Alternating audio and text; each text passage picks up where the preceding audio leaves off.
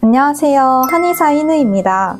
여러분은 혹시 본인이 세운 규칙이나 꼭 이래야만 해 라는 생각 때문에 스트레스를 받거나 버거워 보신 적 있으세요? 남에게는 관대한데 본인에 대한 기준이 높아서 힘들어 하시는 분 계신가요? 누가 봐도 좋은 습관이라고 생각할 만한 규칙이나 원칙이라도 너무 강박적으로 지키려고 하거나 그걸 하지 못한 자신을 타이르게 된다면 그건 좋은 습관이라고 보기엔 어렵습니다. 제 이야기를 잠깐 해보자면 10대부터 20대의 초중반까지는 제가 스스로 세운 규칙이나 계획을 지켜야 한다는 생각에 몸이 힘든데도 억지로 할 때도 있었고요. 계획한 대로 되지 않으면 심장이 두근거리거나 그렇게 하지 못한 제 자신을 타이르기도 했어요.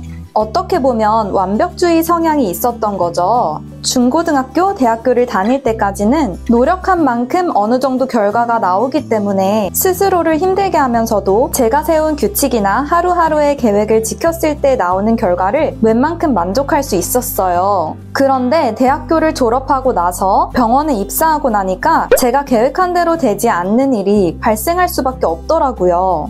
그리고 내가 스스로 세운 규칙을 지키려고 노력했을 때 그만한 결과가 나오지 않을 때도 있었어요. 무엇보다 어느 순간 제 자신을 돌아봤을 때 몸과 마음이 많이 지친 상태더라고요. 건강하려고 시작한 습관들도 모순적이게도 저를 건강하지 않은 상태로 만들어 놨더라고요. 그 이후부터는 유연하게 살자라는 생각을 마음에 품고 기존에 가지고 있던 습관들을 내려놨습니다. 그랬더니 신기하게도 일의 성과나 인간관계 그리고 건강이 좋아졌고 스트레스를 받지 않고 자기관리를 즐기면서 할 수 있게 됐습니다.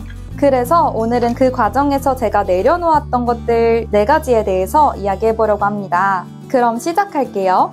첫 번째, 애플워치 사용을 중단했습니다. 애플워치 사용을 중단한 이후의 장점들에 대해서는 제가 따로 이전에 영상을 만들었던 적이 있어요. 워치에서 시도 때도 없이 오는 카톡이나 전화나 문자 알림 같은 것들이 사라지니까 훨씬 생활의 긴장도가 떨어졌어요. 생각해보면 우리가 살면서 카톡이나 전화, 문자 이런 것들은 핸드폰으로만 확인해도 충분하잖아요. 그리고 운동을 할 때도 심박수 올리기나 링 채우기, 운동 시간 채우기 이런 노력들을 억지로 하지 않게 되니까 오히려 즐기면서 운동을 할 수 있게 됐습니다.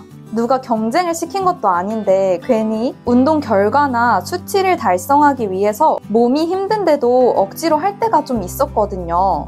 워치 착용을 하지 않게 되면서 손목에 자유를 주는 동시에 몸과 마음에도 자유를 줄 수 있게 됐어요. 두 번째, 자극적인 유튜브 영상 보지 않기였습니다. 자극적인 영상의 기준은 사람마다 달라요. 저에게 자극적인 영상은 그 영상을 시청하고 나서 나 자신을 자책하게 되거나 혼난 것 같은 느낌이 들게 하는 그런 영상들이었고요. 그 외에도 시청을 할 때는 대리만족이 돼서 좋은데 괜히 식욕이 더 올라가게 되는 단순 먹방 영상들은 보지 않기로 했습니다.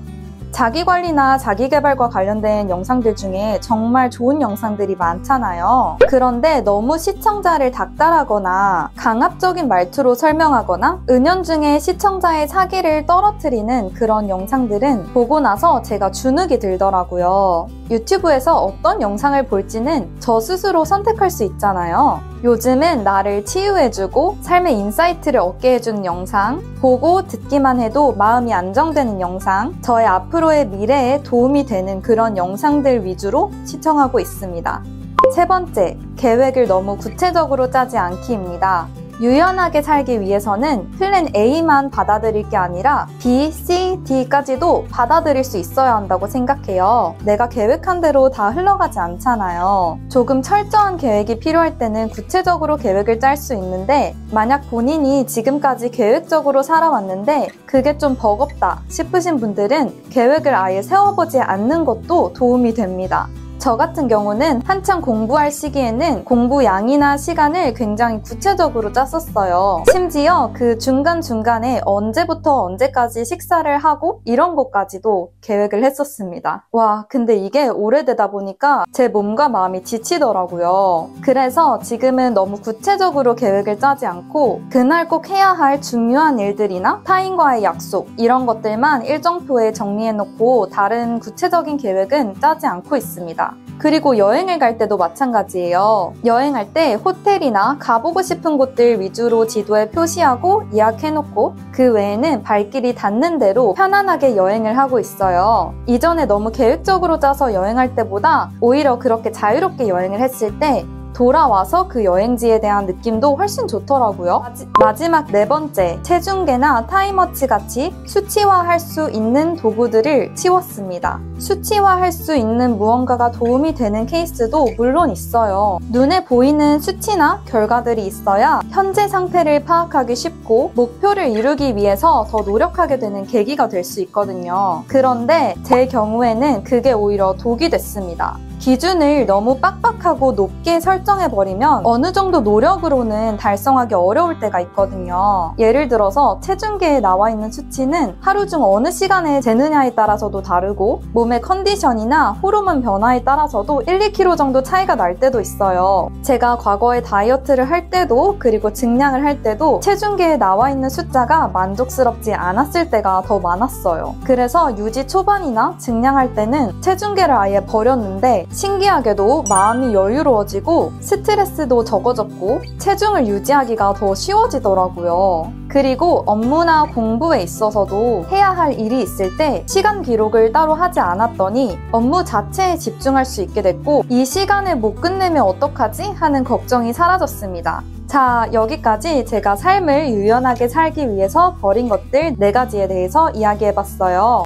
이렇게 했더니 좋은 변화들이 정말 많이 나타났어요. 먼저 일상 속 긴장이 줄어들어서 두통이나 어깨 통증이 사라졌습니다. 두 번째는 수면의 질이 좋아졌다는 거예요. 많은 분들이 그렇겠지만 전날 잠을 푹 잤는지에 따라서 그날의 컨디션이나 집중력이 확실히 달라지잖아요.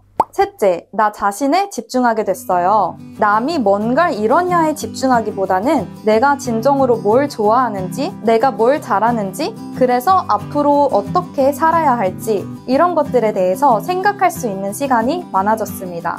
네 번째는 즐겁게 자기관리를 할 수 있게 됐고 훨씬 건강해졌습니다. 오늘은 평소와 다른 주제로 한번 이야기를 해봤는데요. 목표와 발전을 위해서 어느 정도의 계획과 절제는 도움이 될 수 있지만 그게 너무 버겁게 느껴지는 때가 있다면 기존에 해오던 것들을 잠시 내려놓고 몸과 마음에 휴식을 줄 필요가 있다고 생각해요. 그래서 저는 20대 중후반이 되고 나서부터는 유연하게 살기에 집중하고 있습니다. 제 영상이 도움이 되었으면 좋겠어요. 다음에 또 다른 컨텐츠로 돌아올게요. 감사합니다. 안녕.